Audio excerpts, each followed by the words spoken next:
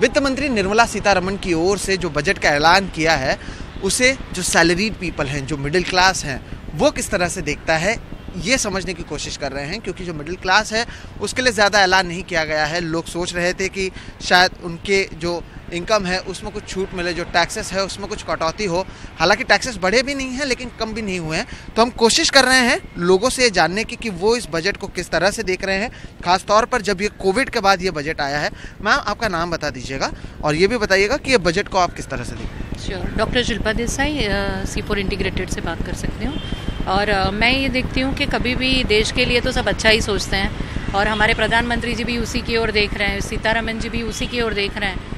But जब हम budget को जब पूरी तरह से इम्प्लीमेंटेशन में देखते हैं, बात करने के लिए सब कुछ सही लगता है लेकिन इम्प्लीमेंटेशन में क्या हो रहा है। तो 65,000 करोड़ जब भी उन्होंने हेल्थ केयर के लिए, सेक्टर के लिए डाला है, या उन्होंने बोला है अब न्यूट्रिशन के साथ सप्लीमेंट भी दिया जाएगा, तो उसका क्या स्पेसिफिकेशन है? क्या वो वापस फार्मा इंडस्ट्री को डायरेक्ट कर रहे हैं, या वो आयुष को डायरेक्ट कर रहे हैं, या वो नॉर्मल एक्चुअली सप्लीमेंट्स देने की बात कर रहे हैं? तो उसका स्पेसिफिकेशन भी होना चाहिए। हेल्थ केयर में वुमेन और बच्चों का तो पहले से चल ही रहा है, लेकिन डायरेक्ट बेनिफिट वो बच्चों को क्या दे रहे हैं? क्या बच्चों के लिए एक स्पेशल सिस्टम निकल रहा है जो स्कूल में इम्प्लीमेंट होगा? आप ये एक्सपेक्ट कर रहे थे कि ऐसा कुछ हो? एब्सोल्युटली, मैं ऐसा एक्सपेक्ट कर रही थी कि कोविड के बाद हमारे यूथ के ऊपर ज़्यादा ध्यान दिया जाएगा, क्योंकि अल्टीमेटली हमारा यूथ ही है जो हमारी धरोहर है, जो हमारा फ्यूचर बनाएगा। तो यूथ वेलनेस प्रोग्राम कहाँ है?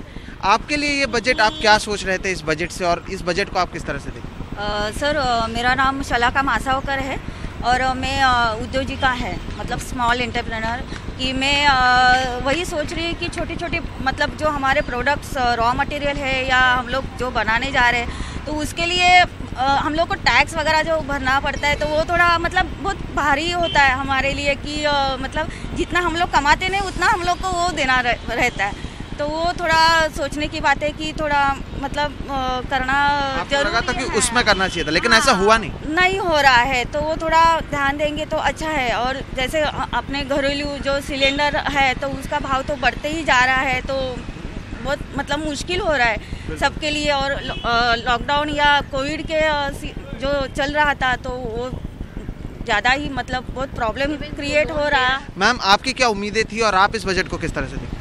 मेरा नाम शिफा शेख है और मैं एक छोटी एंटरप्रेन्योर हूँ। मेरा वैदिक लश करके एक स्किन केयर ब्रांड है। तो जैसा गवर्नमेंट ने ना बजट में कुछ इंक्रीमेंट किया है ना मतलब, लेकिन ये जो कोविड के क्राइसिस के वजह से जो हम लोगों को एक्स्ट्रा मतलब पे करना पड़ता है, फॉर एग्जांपल कभी हमारा रॉ मटेरियल आता है तो वो हमारा कोरोना सेफ्टी के वजह से है ना, वो लोग एक्स्ट्रा टैक्सेस लगा रहे हैं हमको। तो इट बिकम्स एक्चुअली क्या होता है कि मतलब ऑलरेडी लोग इतना फेस कर रहे हैं, उनके पास वो मतलब इतना बजट नहीं रहता है कुछ एक्स्ट्रा खरीदने का। प्लस आप हमारे मतलब मैन्युफैक्चरिंग कॉस्ट इतने बढ़ रहे हैं कोरोना की सेफ्टी के वजह से। हमको भी सेफ्टी प्रिकॉशंस लेने पड़ते हैं, तो उसके लिए एक्स्ट्रा केयर लेनी पड़ती है, तो उसमें एक्स्ट्रा हमारा पैसा मतलब स्पेंड होता है। तो उस वजह से अगर गवर्नमेंट की तरफ से मतलब हम स्मॉल एंटरप्रेन्योर को कुछ सब्सिडी या कुछ एक्स्ट्रा मतलब बेनिफिट मिलता तो हमारा भी मतलब ग्रोथ के लिए कुछ मतलब वो हो जाए। आपकी क्या उम्मीद थी?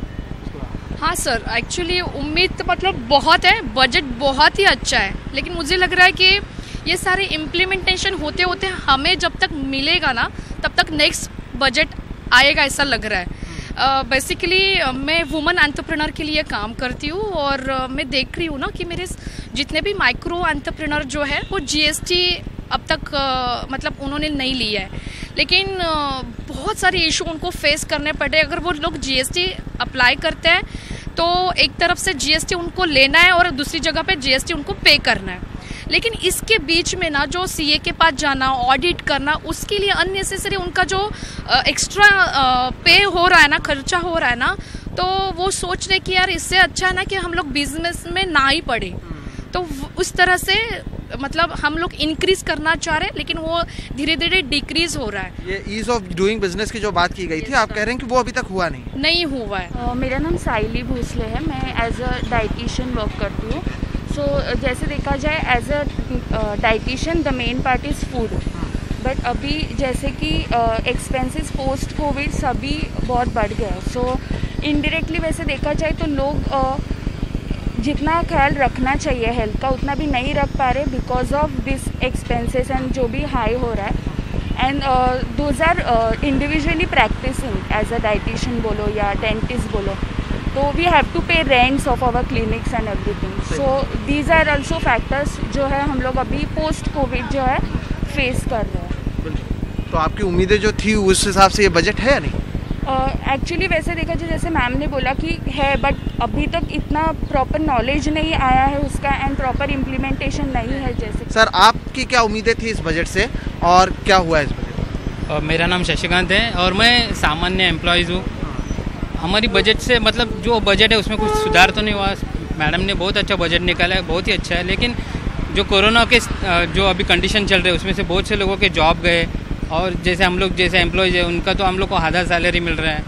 मतलब कुछ एक्सपेक्टेशन थे। अभी क्या है, कोरोना में अपना ऑनलाइन चालू हो गया, बच्चों का स्कूल ऑनलाइन, जैसे टैब लेना है या उनको मोबाइल देना है, लैपटॉप देना है, तो कहाँ से खरीदेंगे उन लोग? ऊपर से मोबाइल अभी थोड़े महंगे हो गए। मतलब अभी सब लोगों को तो चाहिए कि घरों घरों में तो मोबाइल रहता ही है, लेकिन लैपटॉप कहाँ से रहता है?